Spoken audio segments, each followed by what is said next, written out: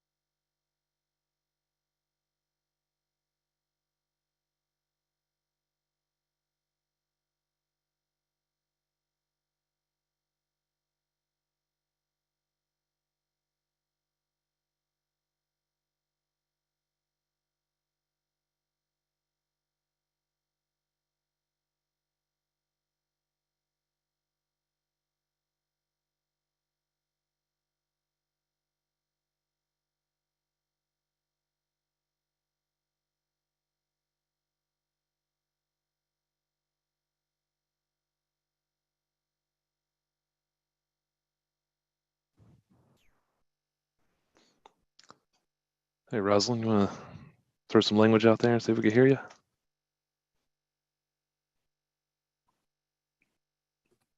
Can you hear me? Yes, ma'am. Okay, thank you. Absolutely. And y'all, we're getting close to 5:30. We'll give everyone a chance to get in here. Actually, I see my clock ticking over 5:30 right now, but we'll give everyone another moment or two to get logged in. Okay, thank you again.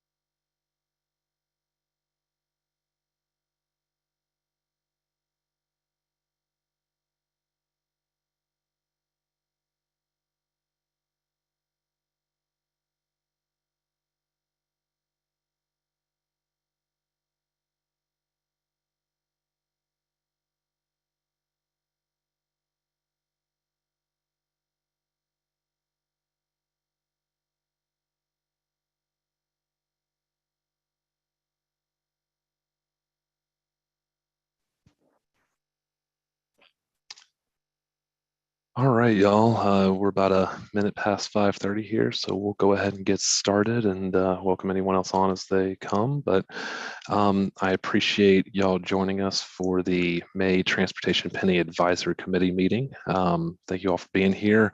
Reviewing the guests that I can see in the room, it looks like we will fall short of quorum, so no need for Robert's rules today. We can skip that additional requirement, but still conduct the business of the committee and offer the opportunity for our contributors to provide their reports.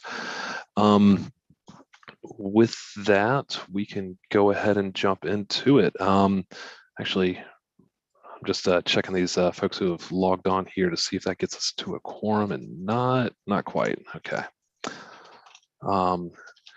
We do have a new appointee joining us this evening, Candace Patman. Miss Patman, thank you for joining us. I enjoy your background. I like your color coordinated books there. It looks very nice. I think I've seen your bookshelf before, maybe. Thank you for joining us, but still, like I say, following a little bit short of a quorum, so a little bit more work to be done there to reach out to some folks and to try to get the rest of the appointments filled, but we could talk about that a little bit more towards the end of the meeting. With that, let's jump on into public comments. Kelly, Allison, any public comments that we've seen submitted? No, none. Thank you, ma'am. Very good. So we will skip item 3 on our agenda, the approval of the January meeting minutes. We're going to have a quorum again one of these days, and we are going to approve those minutes. Y'all wait and see. We'll get there. But with that, we can move into item 4 of our agenda, the Office of Small Business Opportunity update. In our agenda packet, that's on page 3 to get us all in the same spot there. And then I was looking for Michelle, but is someone else on the line from Small Business Opportunity Office that can provide us an update?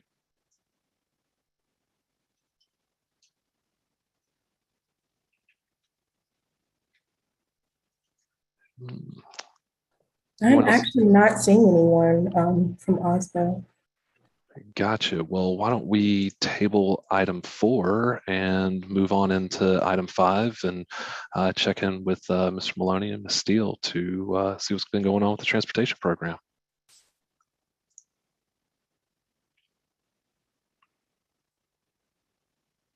Mr. Maloney, you're on mute if you're talking to us.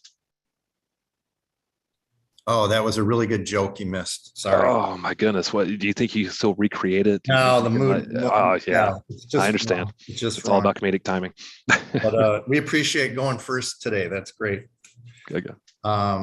So as far as what we talked about before for committee council approvals, we did finalize the mitigation credits and the I-20 Broad River Road interchange fund deprogramming. So those are approved as they are written. So the fund of 52.5 million will go into the program as a reserve, only to be used as approved by council where needed. So we did talk to him also about some planning, et cetera.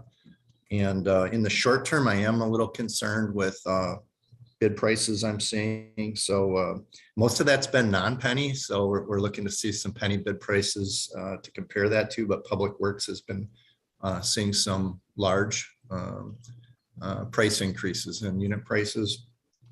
So always good to have contingencies and some money not designated to project at this point.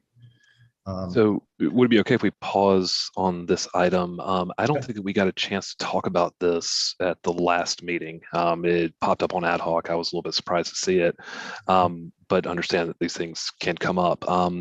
Was wondering if you mind expanding on that a little bit, that interchange, how it got de-scoped. I guess DOT as part of Carolina Crossroads is taking on this project.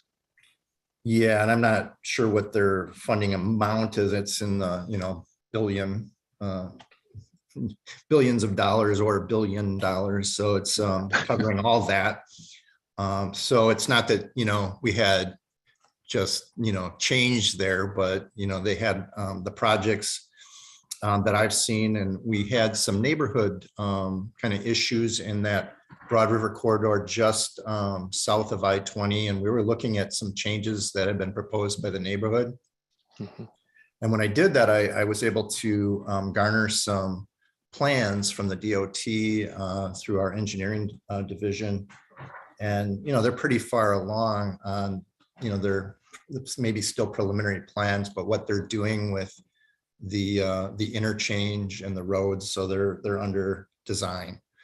And we reached out to SCDOT. They can't make a specific statement to that, but they do have funding lined up with federal funds, federal interchange, and their state highway funds.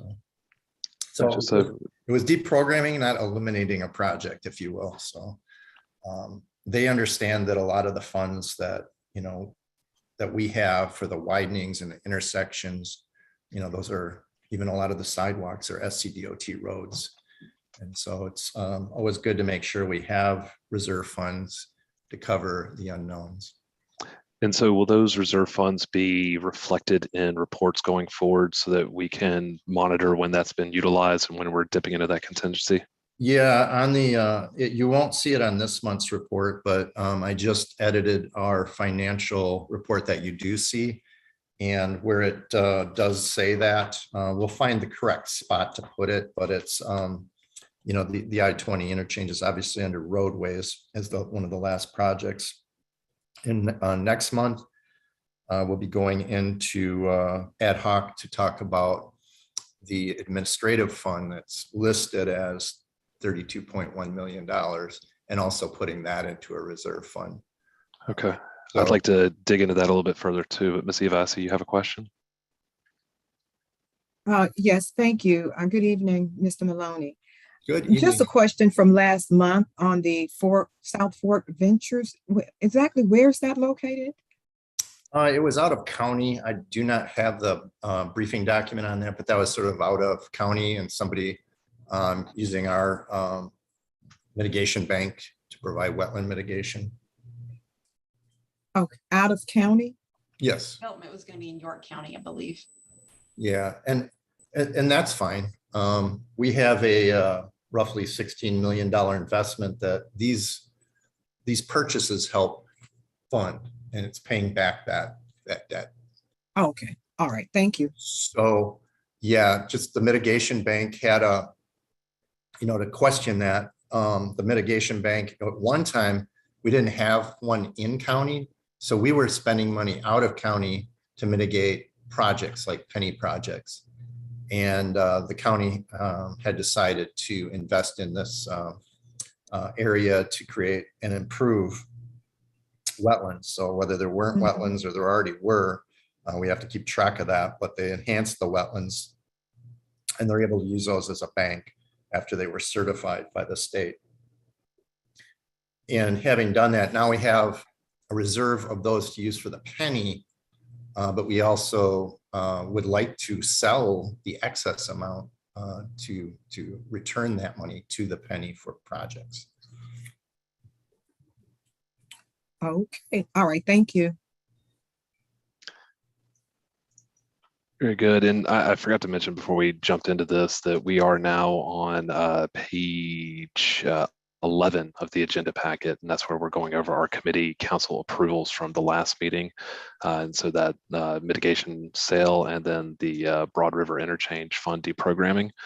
And then Mr. Maloney, I think you were going to go into our upcoming as well. But one thing I don't see listed here that does seem to have made it into the last ad hoc was this letter from Mr. Ballantyne about transferring the Broad River Road widening. I'm not sure if you want to talk about that now or along with your planning efforts a little bit further down, but did want to hear as much as we can about that as well.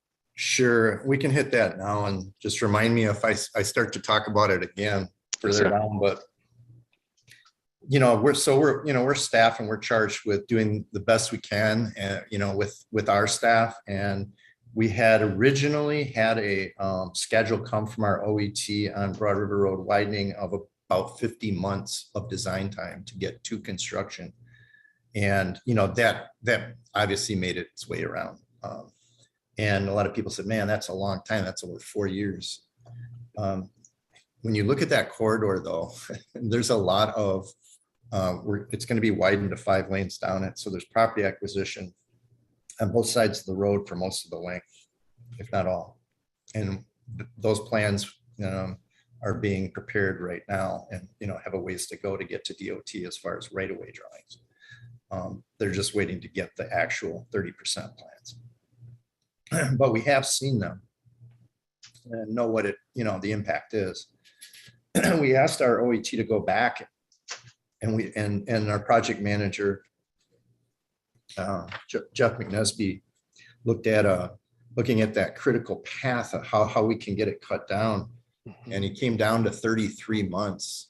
And by gosh, he's got the OET kind of bringing those same schedules of 33 months back. And that's 33 months starting in April. So we're down to 32 months now. And we want to keep track of that. But what it's going to take is another briefing we'll be bringing to council. And we're going to have a more aggressive approach to the land acquisition, utility coordination, and some of those issues that require also coordination with SCDOT. But that's what I can tell you our staff is doing. What might be happening above or around us, I can't control. I see. So you're pushing schedule as much as possible, and a political decision may be made to work outside your staff to do this at some point. It could be. It's outside our control. Do we have an idea of council's consideration of that concept and when they may be taking action to provide, or even what it would take to provide that to DOT? None that I'm aware of. Okay. I think this is one that we should definitely be tracking as a committee and providing recommendation before they move in one direction or the other.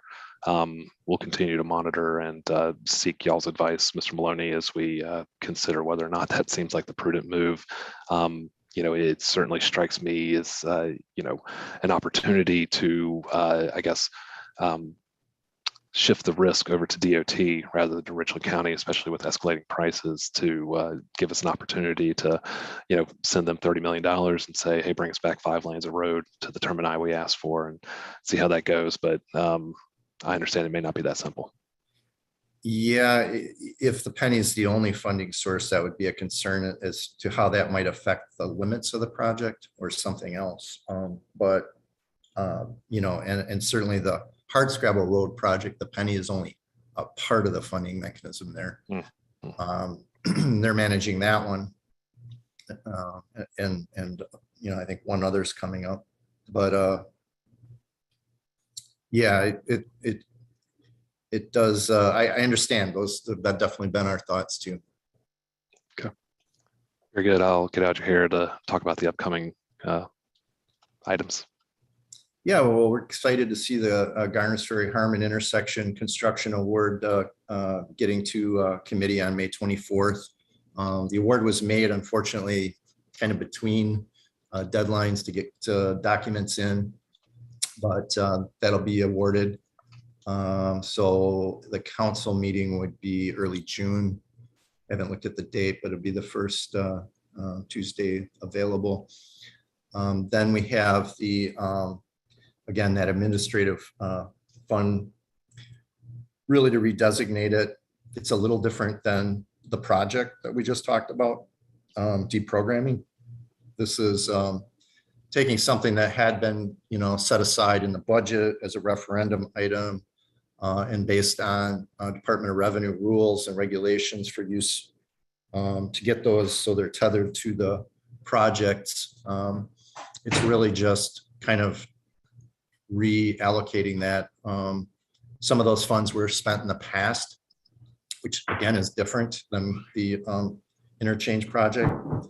And so it also includes the Department of Revenue settlement. So all that said and done, it brings it back up to 31.1 million and some other dollars in there, but 31.1 million is what would get transferred into reserve. And then that reserve, is it the same fund as our descoped projects would be in? I mean, is this one large fund that all these funds are in? Or are they allocated individually? I guess, or are they put into buckets that only could be drawn for certain reasons? Yeah, I mean, everything has to go through council for approval. I don't see anything that has special, rules where, let's see, this one was down in this line item, this one was under roadways, so maybe we should keep them separate. We can certainly take any thoughts on that, but we don't know of anything that would require that other than to just keep it in reserve. So it's funds that are designated to be used in the future as council would approve.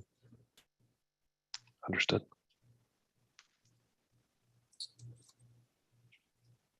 Okay. Any questions on that? Well, I do see that it's listed as 32.1 million in the, am I looking at the right line in your summary on page 17? Yeah, that's how it was listed in the referendum. And like I say, some of that money was used for administration in the past. I see. Prior to a review by Department of Revenue. So, and then money's coming back in from the Richland County to the penny. There's that settlement amount to repay that. And that's where when it all said and done, it's 31.1 million. Okay.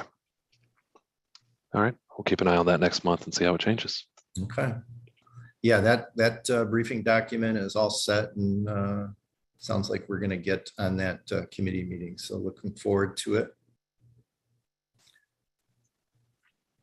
Then we have our pre-construction update. I'll just kind of hit items I'm aware of, changes. Alpine Road. It looks like we're getting there with the final SCDOT comment and putting together the final bid docs for advertisements. So close to bid. Bluff Road widening phase 2. There's a public input meeting tentatively scheduled for June 2nd. So that's coming up very soon. Blythewood area improvements. We did get comments from SCDOT on that now. So we're setting up, there were some questions from our OET to discuss that with SCDOT. So they're finalizing the construction and right-of-way plans for Creech Road. Broad River Corridor NIP. We're at 53% on the plans, and they started work on right-of-way plans.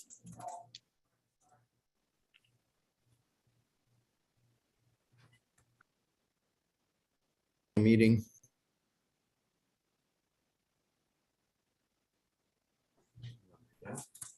The Broad River Road widening, the OET is working to update the current preliminary plans. So that's the one we just talked about, you know, with the 33 months, now at 32 months to construction.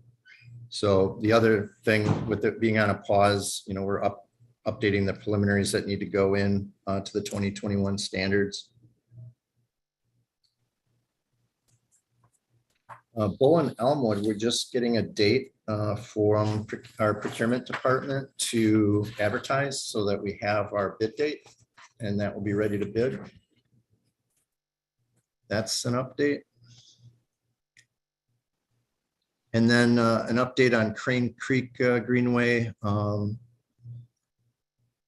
The OET has submitted a proposed layout that will meet the clearance criteria from the railroad, and we're getting feedback from the city on that. So I think Dr. Ali and maybe Allison worked on that. And I think it was a presentation from the OET, but they were talking about a kind of a drain pump system in that, sump pump, to get deeper and provide those overhead clearance issues that the railroad had brought up, and certainly the trail design guides would have. So a pump station on the Greenway to handle high water or high groundwater to. Yeah, I mean, I would assume there's times if there was a, you know, a flood water that, you know, it would not be, you know, it would not be passable, but under normal circumstances, if you're going to get down closer to water, you know, you're best to have a sump pump in those cases. Okay, I'm intrigued. Oh yeah. Not anything like they have in Louisiana. Garner's Ferry Harmon, again, that will be on the transportation committee meeting for award. Gills Creek Greenway, we talked about this last month because we were looking at a proposal. The city didn't like it at all. And there were a lot of good reasons for it. One of which was that section had kind of come into play because, you know, with the neighborhood that flooded and the house, you know, homes that were bought up, there was areas to build a parking lot. The city indicated they're not even sure if they could build a parking lot in that particular area because of that situation there. So it kind of took a lot of wind out of that sale. So we're on hold. Mr. McNesby and I wanted to, you know, kind of gather information from the city on all the connections up there. Because there are some concerns with the busy roads and mid-block crossings in that plan, and just see if there's anything we can do. I know it is intended to follow Gills Creek, but a lot of creek, greenways, then traverse, get to a good intersection and, kind of get back to points of the Greenway, but not necessarily follow it to the letter, so that you're crossing a 4-lane road or more mid-block. There's a lot of traffic control devices that, that can help with that. It's just inherently a problem. So we're going to look at that from the north end as it's shown on the referendum. And then get back. The city's being collaborative in that process and working well with others and all that. Yeah. I mean, they had a lot of good reasons. They were concerned too with being in the south end and not building connectivity to the north end right away. That they'd have that remote location, harder to manage, harder to maintain, harder to access, not as great a use. But we'll definitely continue to plan on that one. We're just kind of telling our designer to hold off right now until we get that part worked out. Chairman Epps, I have a question for Mr. Maloney. Yes, ma'am. Okay, as it relates to page 17, where you have some language on there, and one in particularly with the one that you just spoke about, the Gills Creek, B, Wildcat Creek, Fort Jackson, you have there removed. What does that move? What does that mean? Does it mean you remove that project from the greenways, or I'm trying to understand that language removed? Yeah, there's phases that are removed of it. Oh. I know, like, you could go to kind of the referendum original documents. We do have, somebody has a link to that could share, that'd be great if that's still available, but it's kind of the interactive map. There's sections of it way to the north. And let's see, the Trenum to Catherine, we got a section, Wildcat Creek to Fort Jackson, and Lake Catherine to Congaree. I think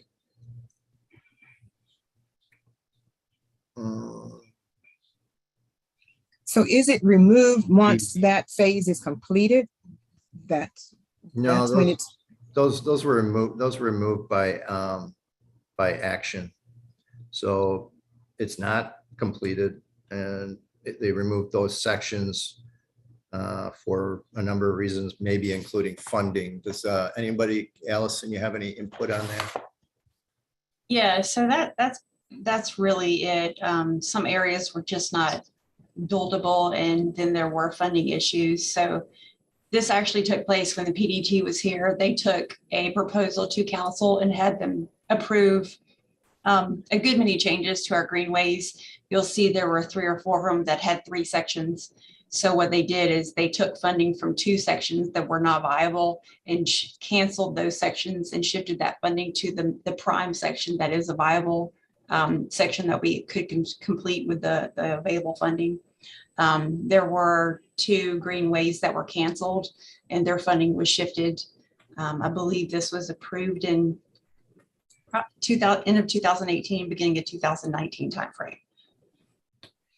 okay. So when that action happens, where do we find that? Is that through a council action in their minutes, or? It sure is. We can get you the date of the meetings, and we can also get you a copy of the memo that was presented to council that they voted on. Yeah, you don't have to go back. I just want to know how to follow that action moving forward. Sure. When I see that language. We can get you all that, the date and everything. Okay, thank you. You're welcome. Okay.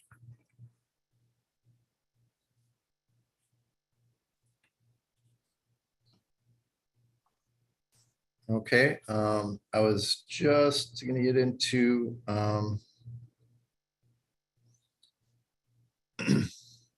yeah, and I would just add to Gills Creek Greenway, it says the project's on hold, I should add comma while we gather information. So you know why. Resurfacing package S and Ts, Dr. Ollie's working on finalizing those to get out to bid roughly the same time. So I'm going to get those out on our June package to the committee. So coming up soon.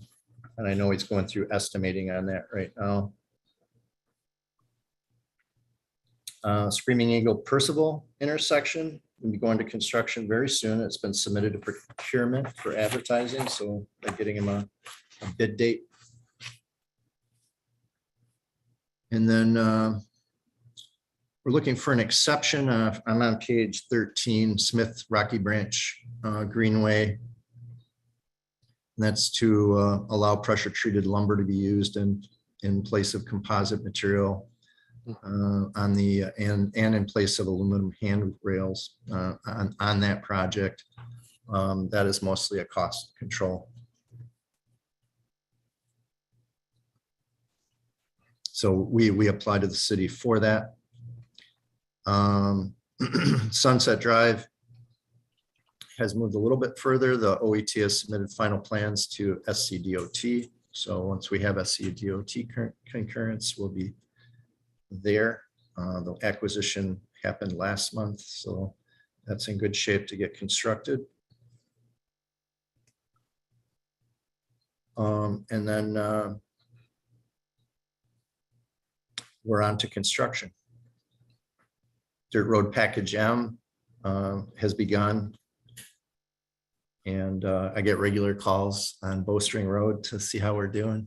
Contractor, some days, they're doing certain things, not in a particular part of the road, but they're out working on that. Like that road is going to be developed with ditches that it doesn't have on both sides of the road. So expect it to take a little while as they go through that and put in the stormwater device that we have on that project. North Main Street moved a little bit. We got the change order that's necessary to build the Monticello intersection. And I should say, North Main Street itself as the original project is complete. The Monticello Road Main Street intersection as another project is what's, still out there. And so that change order moved to Federal Highway Administration for approval. So we anticipate that to be pretty soon. And once that's approved, we can get the contractor mobilized to do what they have to do. And that's pretty much excavating that intersection area onto the north to remove underlying poor condition concrete slab. And that is all we have. Upcoming solicitations, some of the springs, I would say, given our time for approvals, et cetera. It's more like summer. Sunset Drive, as I said, is very close to an approval. It's getting DOT's final approval, but with our time to get things through, it's going to be more like summer. So I changed that. And same with resurfacing S and Blythewood widening. Those are summer 22. Okay. Very good. Jumping back real quick to Innovista Phase 2. I see we have a couple of items that are holding up completion there, those miscellaneous metals, those canopies and all that. And then something I'm not recognizing, this petitioning of the courts for the 2 closures. Which one of those is critical path? And what was the 2 closures that the city needs to petition for? Allison knows the 2 roads just next to it. But yeah, it was just a requirement to put a new crossing over. They had to close 2 grade crossings. But Allison, if you want to mention the 2 road names. Sure, it's the Divine Street crossing and Gadsden Street. Gotcha. Okay, and so the city needs to take action through council coordinated with DOT and I assume the railroad as well to close those roads? Well, it's actually, they have to petition the court system to either abandon a road or close a public road. You have to petition the court.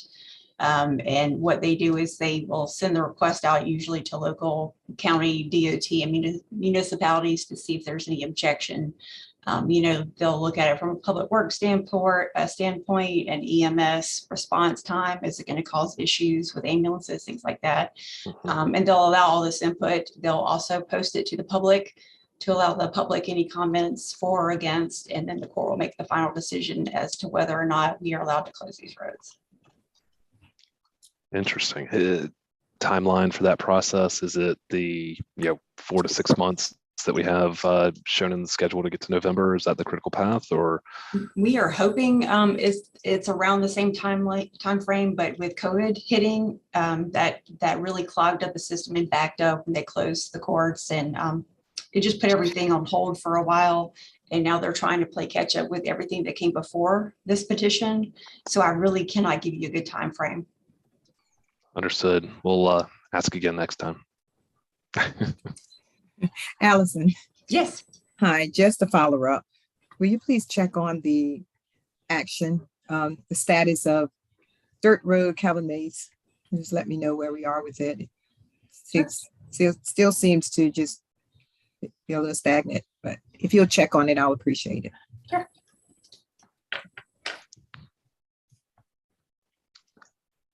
Very good.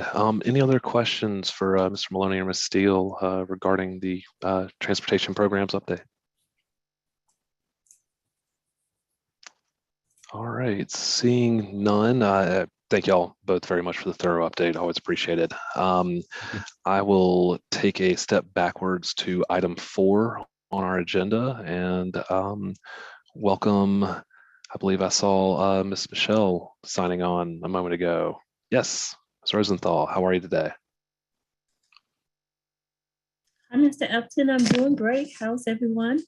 Doing well, doing well. This will take us up to, I believe, page 3 of our packet.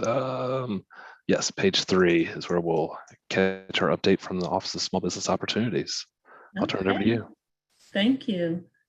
So I'd like to move, actually, there's no many changes on page 3, but change 4, contract participation. It's basically for the certified SLBs.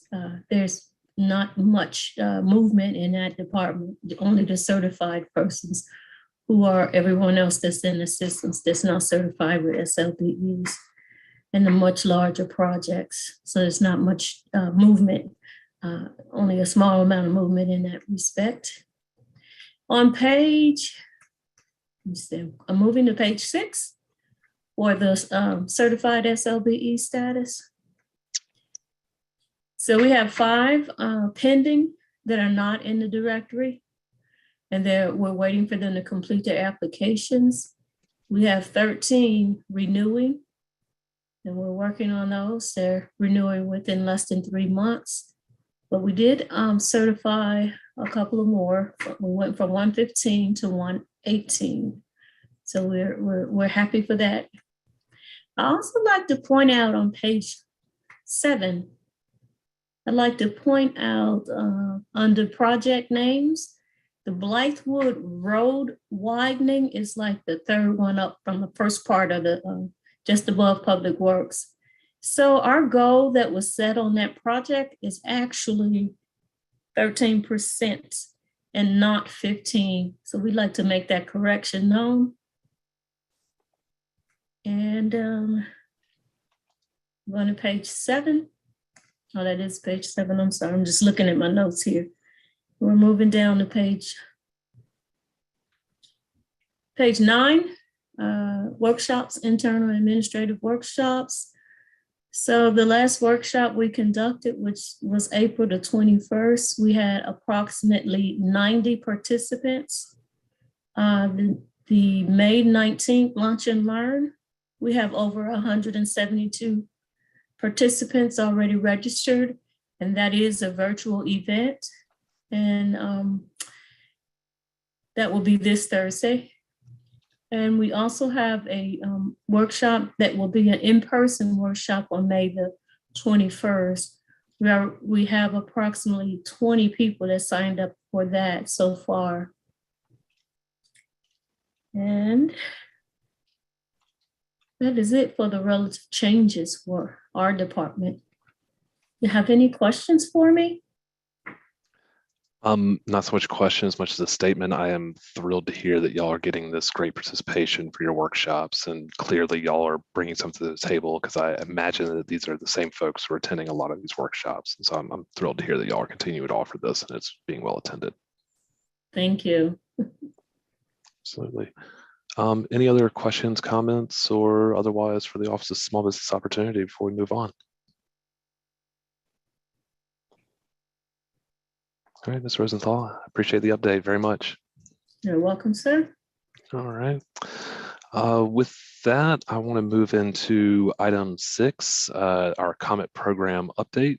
Do we have, I was looking for Eric on here. Not seeing him. Is anyone saw it? Rosalind, Miss Andrews, how are y'all? Actually, my name is Jackie Bowers, and I'm the customer experience and contract compliance for the comment, and I will be giving the report on the comment's behalf. So we'll start out with the Lucius Road project. So as of April the 29th, this project is 9% completed financially and 30% completed physically. Presently, we will be getting a stoplight at the intersection of Lucius and River Drive. And the stoplight has begun construction. The footers have been installed and will take 26 days to cure before the lights can be installed. So we're happy to hear about this stoplight because we've been wanting that for years. That is a tough left-hand turn over there. The city has a sewer pump station down that same road, and trying to turn left out of there is impossible, I can tell y'all. Yeah, it's like playing chicken. Absolutely. Yes, exactly. So the next project is Reimagine the Comet. So we have received the final draft of the plan, and it's currently being reviewed before going out for a public hearing. And that's for Reimagine the Comet. And the completion of our website that has been launched, and we are so happy about our new website. So y'all please visit that when you get a moment. It's very user-friendly. Okay, next, number 4 is continued coordination of plans for all construction projects for new bus stop amenities. So with our bus stops and shelters, I'm going to go over the work completed this period. We have site design, status reports, effort review, and project management. Also coordination with SCDOT regarding outstanding permits. And also AOS completed construction of stop number 717 at Clement Road and McRae, which is not far from our location here on Lucius. Is off of River Drive for that location. And also a bi-weekly meeting with our planning department to discuss new work requests and review pending questions regarding the comment input. So work in progress. So AOS has the following stops under construction, and that's stop number 1184, which is at Devine Street and Bunham eastbound. The next one is stop number 697, which is 2 Notch Road and Covenant, which is northbound. And also the last one is stop number 1101 at Fairfield Road and Buckner, which is out near the Greyhound bus station area. So the unresolved issues, stop number 1037 at Forest Drive and Trenton Road out by the Trenton Plaza. SCDOT is waiting for Forest Acres to provide input before issuing permit. Mr. Greenwood, did you catch that one? Thanks for giving us a name. Yes. Yes, now we have a name. Yeah, Administrator Greenwood is on the line. He is the appointee from Forest Acres, and hopefully y'all can grease the skids and work with him to get that taken care of. Okay, appreciate it. Thank Thank you. So the pending items, Could I Or- ask you, Ms. Andrews, the information, my apologies for cutting in on you, but the stops that you identified with the names associated with it, Mhm. and it's, and on that section of the page, it says, see next page, I believe. I went off. So, what you're reading, is that included in the document that we're looking yes, at? this is like a summary sheet, but the details are the sheets after that. It should be pages 18 to 24. Yes. Okay, Mhm. all right. I was looking for it as you were reading it. I just Right. couldn't find right, it. Okay, Yeah. all right. Yeah. Thank you. I think these are Mhm. covered under item 19 or on page 19. I think I Okay. see most of these listed. Right. Exactly. Got it. Okay. So the last pending items are the Assembly Street and Flora location, and that's under legal review. And the other stop, number 1654, approval and signature for encroachment agreement with Dixie Pipeline. So that's pending as well. All right. Next we have is electric bus project. So that project is well underway. Right now, we are waiting on our legal team to review the documents and the contract. We have identified a refueling station on our site here on Lucius Road. So now we're just waiting on the legal process for reviewing the documents. And that's the agreement with the bus provider or the power company. Are we sure? Well, that's with the bus provider. Okay. The bus provider is New Flyer company, and this is for electric buses that we order. Yes. Okay.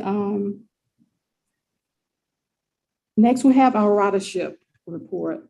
Our ridership for March of this year is 144,505. Compared to last year, this time was 199,088. And that is a decrease. And that's due to last year and part of the previous year, we did offer free fare because of COVID. So of course, when you offer free rides, you would get more people riding. So that's why it was a little higher last year.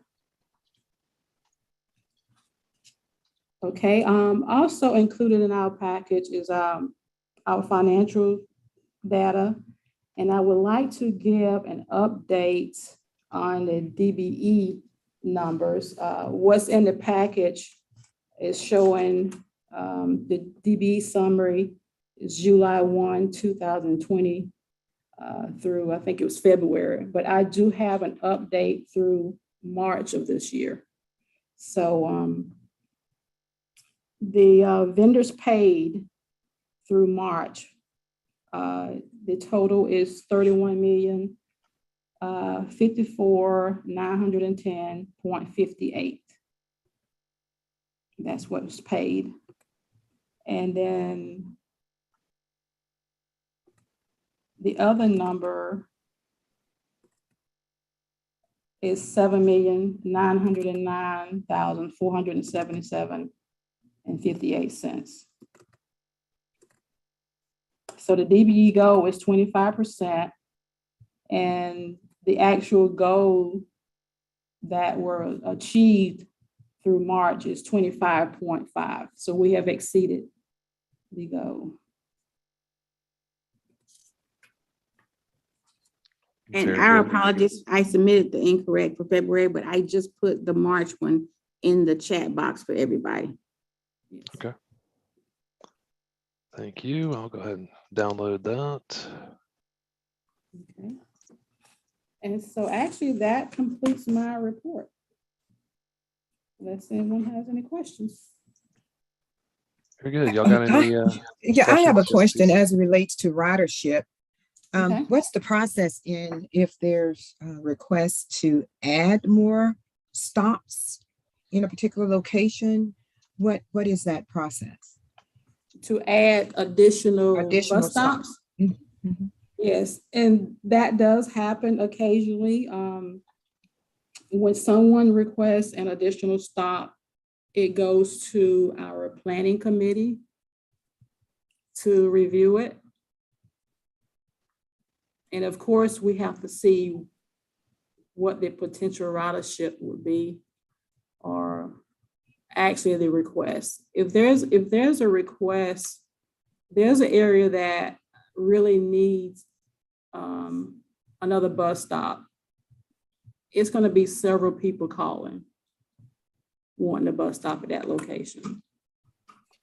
So our planning team does look into it to see if it warrants a bus stop.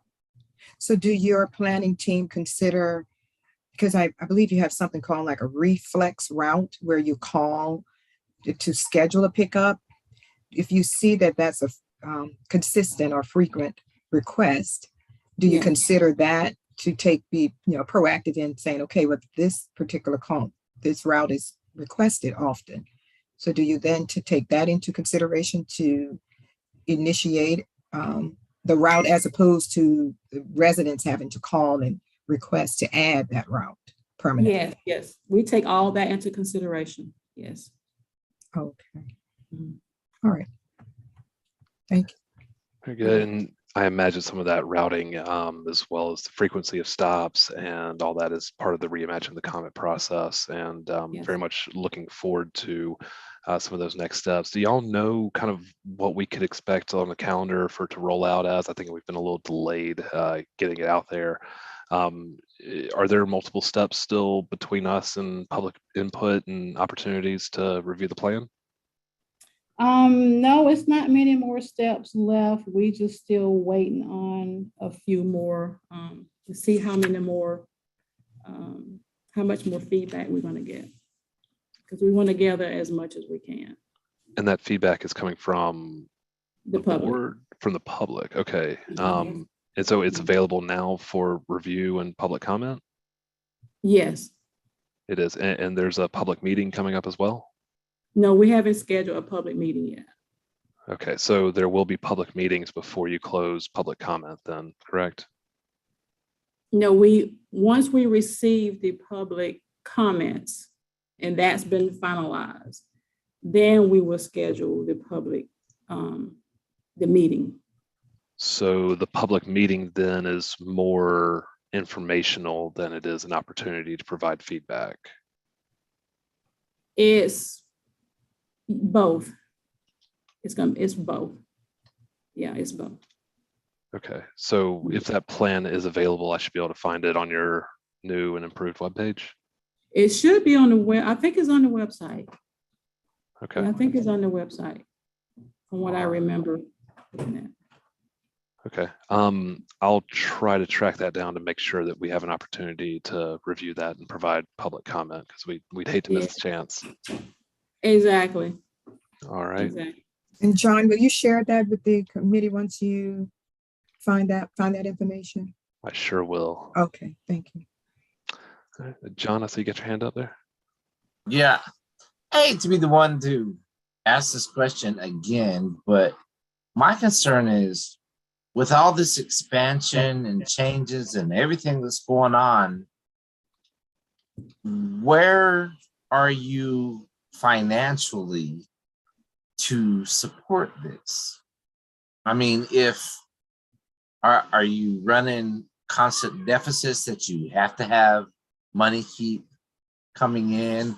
What if the penny tax, your funding from penny tax was cut off? I mean, and I'm just, because I'm also president of the Columbia Council of Neighborhoods, and that question was asked a few weeks ago. It's like, why are we pumping all this money into the comment or area organizations pumping all this money in, and they're doing all this expanding and this, that, and the other, but they're not sustainable on their own. Well, I'm Rosalind Andrews. I'm the CFO here for the comment. So since you're asking about finances, I guess that's where I speak up.